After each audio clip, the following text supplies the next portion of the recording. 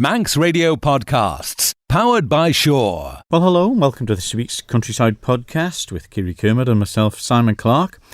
And Kiri, you have been talking to people about grass, and there's so much more to it. I mean, people who have gardens who don't really like cutting the grass and have to do it as a chore.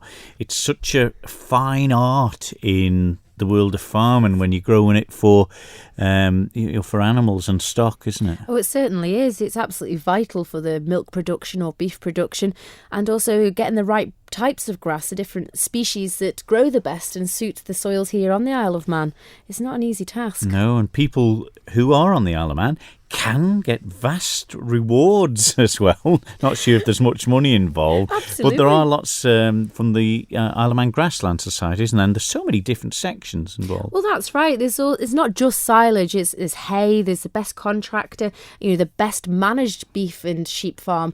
It's a category for everyone to take part. And you don't have to be a big farmer to actually get involved either. Even a small holding farm could fit in quite nicely. Yeah, and they had you spoke to the chairman, Michael Convegan, also. They had a judge from away, did they? Yes, they have a judge come from away annually, and he was delighted to be asked to the Isle of Man, and he thinks it's a great place. He's seen some wonderful farming too. And a worrying time for all livestock owners, the winter time, but particularly sheep owners, and of course the ones who have them on the hillsides as well, where the coldest weather can be.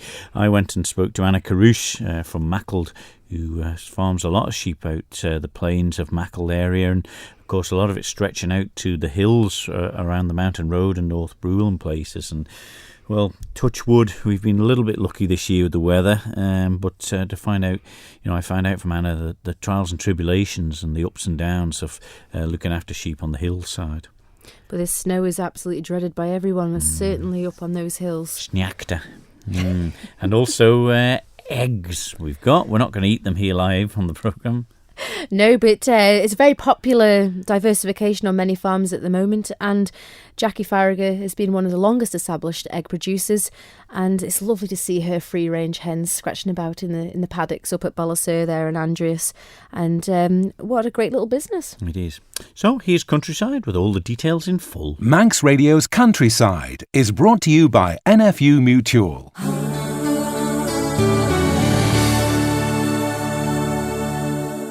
There are many aspects to farming here in the Isle of Man, and one of them that's becoming more popular is egg production. I went along to Ballasur Farm in Andreas to catch up with Jackie Farragher, one of the most established egg producers on the island. Yeah, we've been going for 20 years this June. Yeah, so probably one of the longest on the island, yeah. So where did it all come about? It all happened when the kids were little. I wanted something to do that would fit in with school and play school and all the other things, so I thought I'd just keep a few hens and that would keep me going for an hour or two in the day. And then Stevie Corkle decided he would coming out of eggs, so I took his on and the rest is history. And they're all free range here, they're lovely out in the field there running about. But you got cracking hen houses for them though. Yes, we obviously 20 years ago they weren't free range, Kitty. We had a battery hen house then, and then when the new laws came in, we changed over to the free range, which, as you can see, is a success. You obviously supply some of the local stores, the Andreas shop and different things. It's very important for local customers. Yes, a real small carbon footprint at the hens. They're all delivered, or most of them are delivered on the north, and then I go south once a week with a load down there. I had the same customer base for 20 years, so yeah, steady away. And you'll have the same amount of hens throughout every year and produce the same number of eggs there or thereabouts? Yeah, for the best part, Kitty. There's a big increase in egg sales for the TT, obviously, and Christmas. Yeah. So we keep extra hens on for those two times. And then when the rush is gone, we reduce the flock size down. There's also the hens are specially bred for the laying. They're purpose-built hens. Yeah. They're we bring them in from across as pullets, and they're only used for laying. You wouldn't want to be eating one. But they're happy hens. They're very approachable. They're friendly. They have a good routine. Yes, they're happy enough. Like we let them out first thing in the morning, and they do their thing for the best part. It's a good job in the summer. The winter's a bit poorer, but you got to take it as it comes, Kitty, haven't you? Yeah. Well, how do they find the weather? Will you see? Will they go out on wet days, or will they stay in the hen house? For the best part, like if it's too wet, we open the doors. It's up to them. Yeah. For the best part, if it's a poor day, they'll stay in. If the weather goes too bad, sometimes it can affect their laying. They can go off the lay a bit. But I mean, in the summertime, as soon as the doors are open and the sun's shining, they're out. Oh, be lovely sight first thing in the morning. Yeah, beautiful. Everybody heading off to work, skeeting over the hedge, having a look at the hens scratching in the field. But they all don't stay in the one pen, though, by the look of it. No. They could give a whole new meaning to the word free range. I thought free range was outside the hen house, and realistically, it's wherever they feel the need to go. Yeah. But it's nice to see, isn't it? It's come a long way since the battery eggs, and people like to know that the hens are well kept and the welfare is so high here on the Isle of Man. Yes, rightly so too, Kitty. I think it's the battery was good for what it was. You know, after the war, they wanted batteries, they needed eggs. Yeah. Now they've gone into the free range. Everybody's looking for free range or organic. You know, nobody's interested in any other sort of eggs.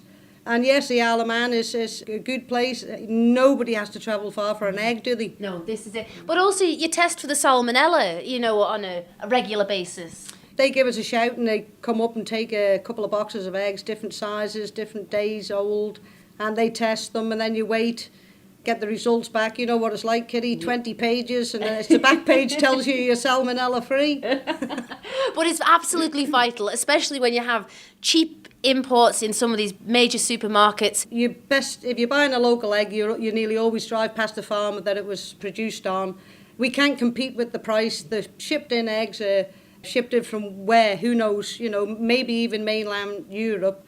And they're cheap, they're cheap as chips, but really, you pay a bit more, you get a better quality egg.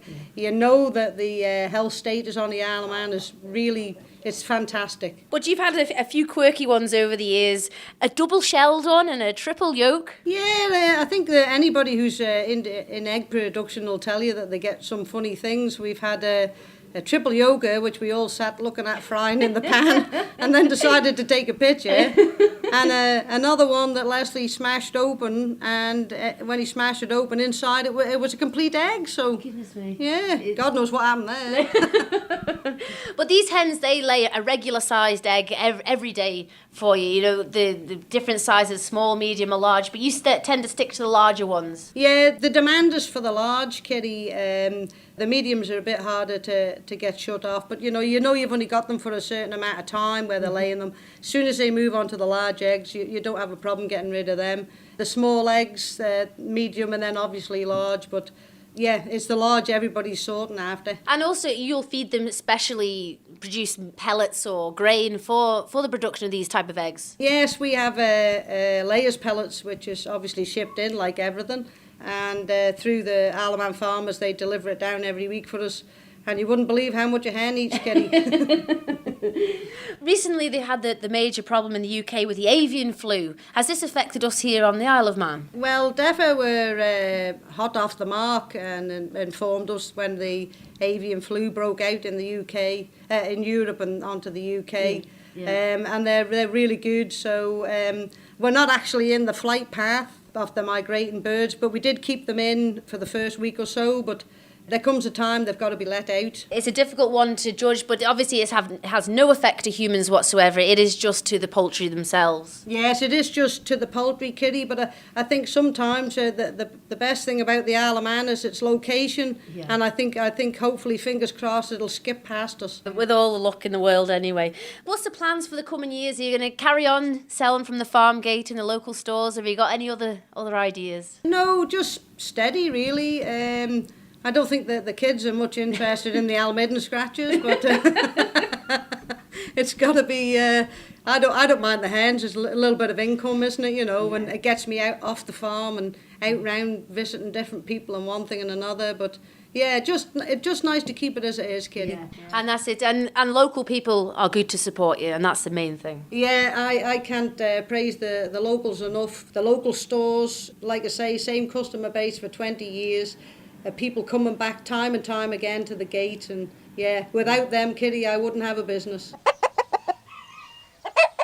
That was Jackie Farragher from Bollasur in Andreas. She's setting a fine example there, Kerry. She certainly is. The hens are very happy, and it's nice to see them out in the field scratching around, though. Free range is definitely a good way forward. Yeah, and it's quite nice because every farm has hen. Not so many as there used to be, I suppose, but every farm when I was a kid always had a few hens regardless, and they were so used to them scratching around, but they just hearing the noise. You sort of missed them when they went. Well, that's right. Yeah. We still have quite a few at our place, but they do make a heck of a mess in the garden and such like, but they are lovely to have about, and we do get a good few eggs off them. Yeah, they're very productive hens. I know, and of course the difference, so much. I mean, people before thought, oh well, we just get the cheapest eggs we can, but there is. I don't care what anybody says. To me, there's such a difference between the free range ones and the battery ones, sort of thing, isn't there? Oh, there certainly is. And like Jackie says, we're salmonella tested on the Isle of Man.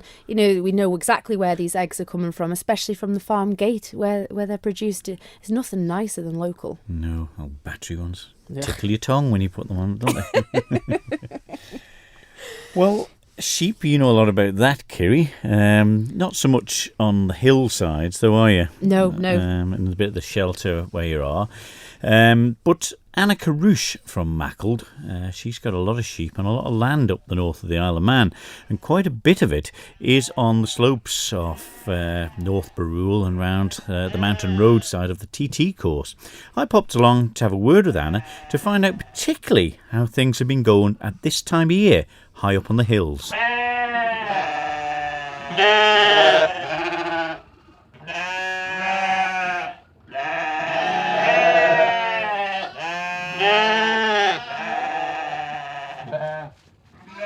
Very good. We've had a bit of a mild concern this week about the snow.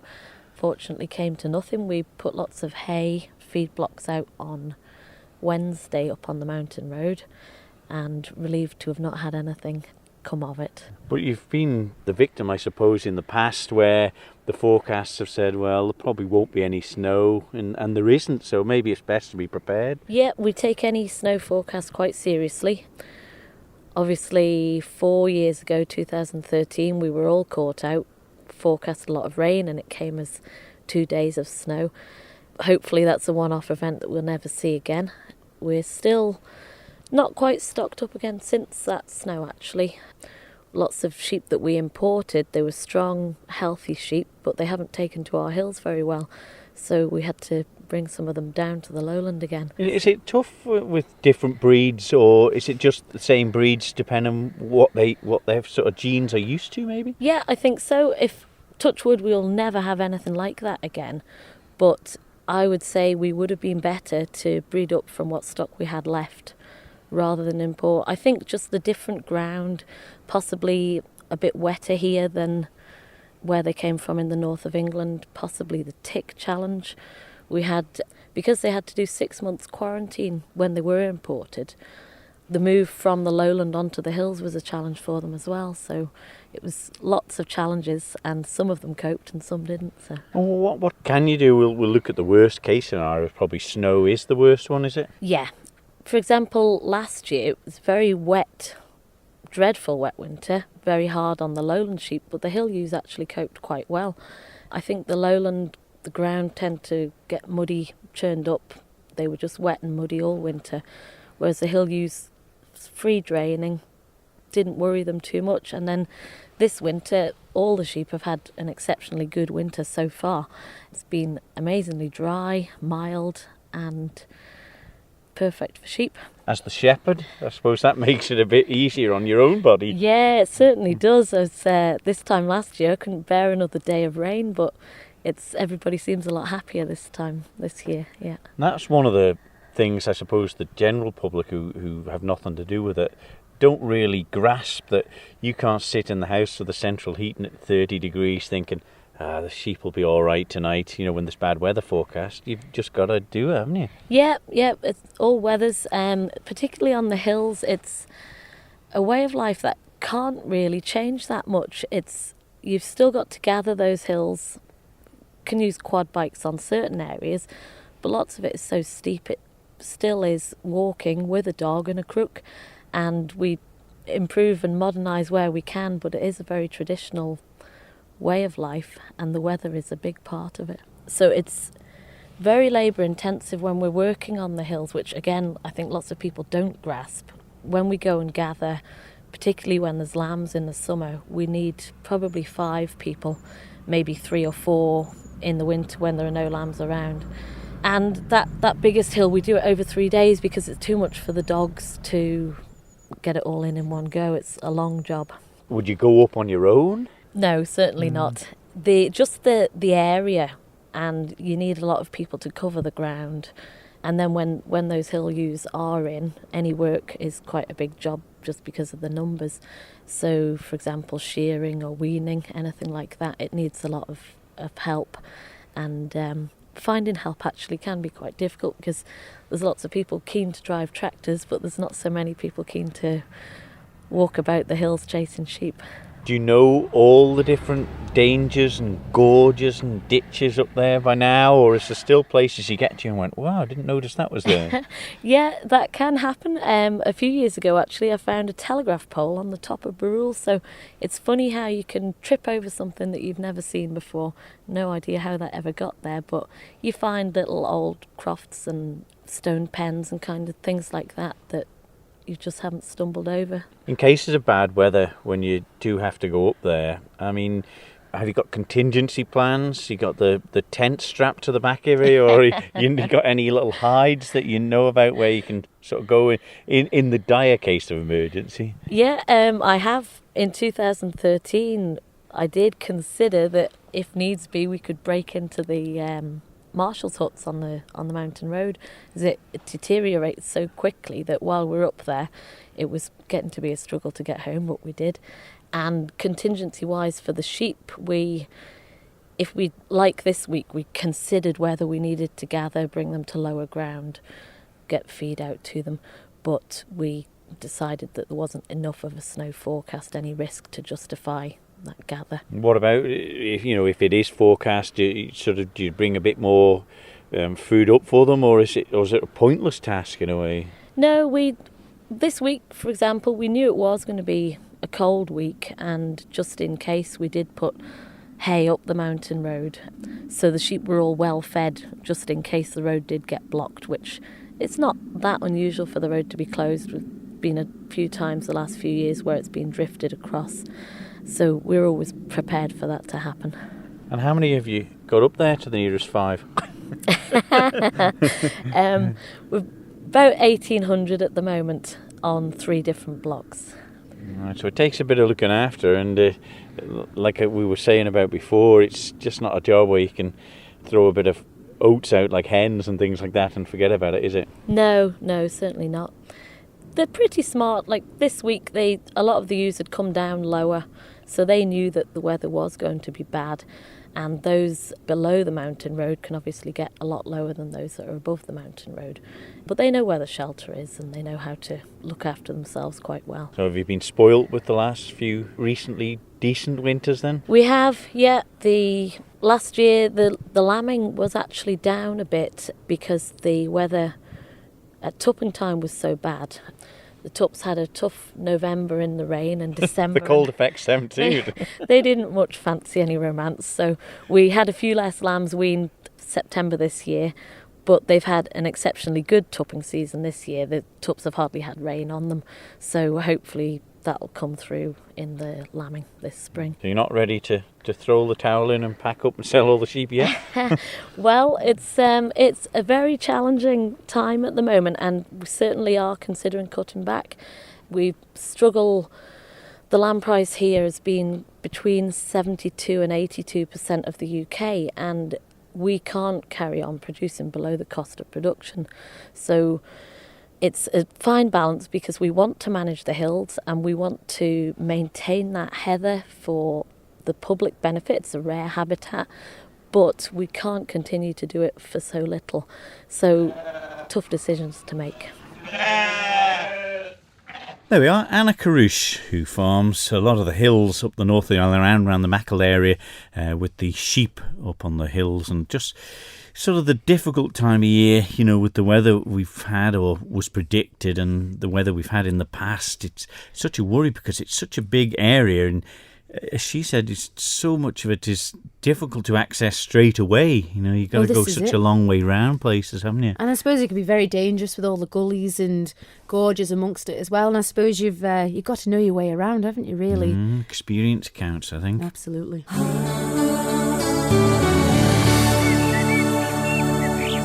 Manx Radio's Countryside is brought to you by NFU Mutual. Recently, the Manx Grassland Society had their annual awards, and I went along to speak to David Wild, the judge, and also the chairman, Michael Convig.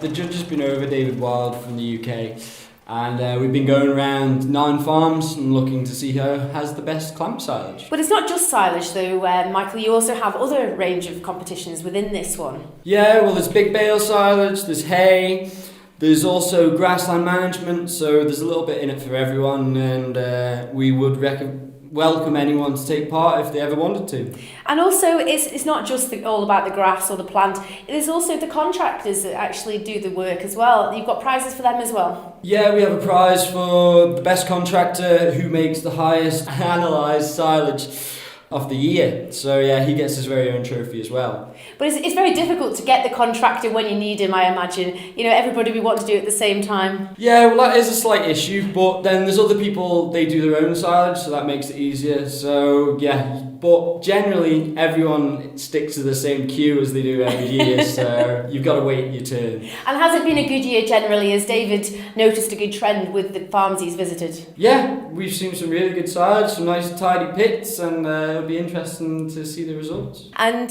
forthcoming events? We have our AGM later in the spring, and then we will also be having a walk around the winner of the overall silage competition. Well, we'll wait and see what that goes like. David Wild, you the main pit silage judge for the whole of the occasion for the Manx Grassland Society. Yes, it's been an honour to be invited across to do this year, and thanks to McEwen Haulage for bringing me over. It's been a while since I was last on the island, and great to see some new farms this time, as well as meeting up with some old friends from my previous occasions. But what were you looking for in particular? Because every farm differs, I imagine. Absolutely. For me, one of the main things going around the farms these last couple of days has been looking at how well the silage has been compacted, how well it's staying in the pit, is it spoiling, and really sort of trying to get a feel from all the farmers, what their attitude to silage making, and how important is it to them, what's their key driver for making good silage. And I imagine every farmer is after a different thing as well. You probably come across beef, sheep, dairy farms. Yes, everyone wants to make the best silage they possibly can, but it's very important to make the right silage for the type of stock that you're feeding. So leafier, higher quality silage for the dairy cows, and maybe the milking ewes and finishing beef. But we've seen a lot of for dry cows and suckler cows, stemmier, older grass, not so rich, more belly fill. That keeps them going without causing too many problems. And you're obviously seeing different clamps around the Isle of Man. But what were you looking for? The neatness in these farms? What do you look for exactly? For me, yeah, very much neatness, cleanliness, how clean the face is. I don't want to see silage, big holes and air pockets in there. And getting hands-on, how does it smell? What's the temp? Is it heating up? And as I say, just how well compacted it is. That's one of the key drivers for me. And it's all visual, or do you actually have implements that can help you to judge this competition? On this occasion, it's very much been visual. We do have already had the silage analysis being carried out, so we've got the nutrition data already. And then also discussing with the farmers how well are they using the silage, the feeding systems, and the performance they're getting from their stock gives us a better idea and understanding of how good that silage actually is in practice. But it's obviously vital to get the right conditions to harvest the grass back in the springtime. Is there an ultimate date that we need to be looking at maybe? No, in a word. It's very much the day that's right for your farm and that particular field, if I'm honest. So I know there's a lot of guys like to be the first to go, and we see that everywhere. And yeah, for that farm, that might be the right time to go, but his neighbour, it may not be. So care is needed. Absolutely. And how does the Isle of Man farms compare to the farms you'll see? Obviously, with your job, you'll be going around a lot of the UK farms. In many respects, very similar. Everyone's got the same goal in terms of what they're trying to achieve. Obviously, there's big differences in the feeding systems because of not wanting to bring product onto the island, which is quite understandable. So that brings different challenges in the feeding out. But in terms of silage making and such like, very, very similar. I suppose the biggest factor is on the whole, probably most farms are just a little bit smaller.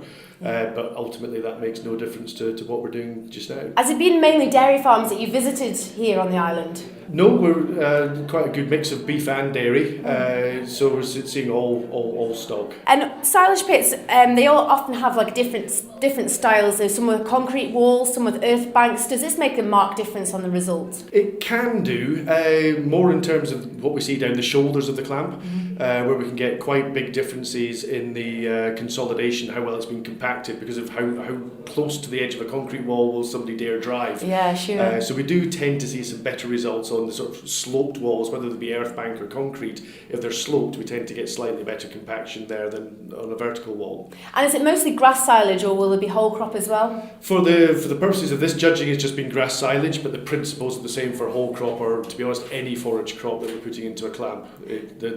Exactly the same principles. And you're also a keen supporter of the vitamins and minerals that are involved with the growing of grass. Have you seen the island's samples differ from the UK? Sadly, I've not seen enough samples from the island, and it's something I'd really like to get to the bottom of, because I know certainly in various parts of the UK, southwest Scotland, Cornwall for example, where they're nearer the coasts, we see quite big differences to more inland areas of England. So I think that's something across the island we could do, with seeing a few more results to get a better handle on what's going on here.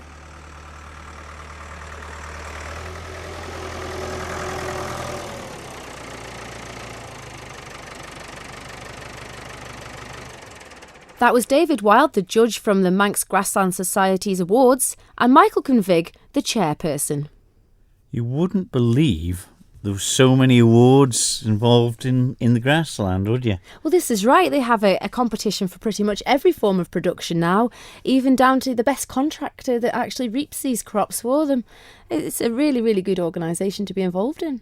And I know that everyone moans about the grass in the garden, they have to cut it, but there's such a technique really to producing fine grass for animal grazing and silage and things, isn't there? Oh, there certainly is, and they're developing seeds all the time to produce the ultimate grass.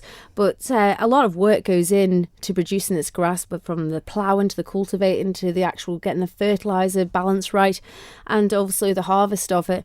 But it's vital because you need it for your actual milk production or your production of beef. So to a business, it's essential to get it right. Yeah, it's just such a difference, isn't it? With the dairy cows, with the good grass and the poor grass, depending on the season. So. Oh, certainly. A marked difference in the milk production. And John Cayley was one of the masters of the grass as well. He certainly was. But just before we go, just time to mention the 80th Cronkavoddy ploughing match. Yes, that's happening Saturday the 21st of January at Ballakilmurra on the Portown Road by kind permission of Mr. B. Killier. It starts at 10:30 in the morning and finishes, it says, at 3:15 prompt. Prize presentation, concert and supper at the Methodist Hall in St John's will follow at 7:45, and the concert to be chaired by Mrs. Dot Tilbury, MBE.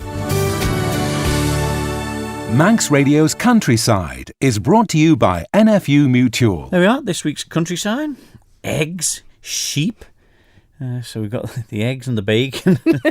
We're not going to get much grass to go with it, I suppose, unless the cress. Yeah, that's it. But all in the week of Countryside. So Kiri and myself will be back next week with more. So until then, from me, Simon Clark. And me, Kiri Kermode. We'll see you next week. Bye-bye. Bye. Don't sit in the slow lane. Join the fast lane right now with Shaw's all-new Superfast Plus broadband. Enjoy more bandwidth, amazing speeds and the best value on the island from just £23.95 per month. So don't be left behind. Get a piece of the high-speed action with Superfast Plus broadband from Shaw. For details, visit our stores in Douglas, Ramsey and Port Erin or click shaw.com. Love being Shaw. Terms and conditions apply.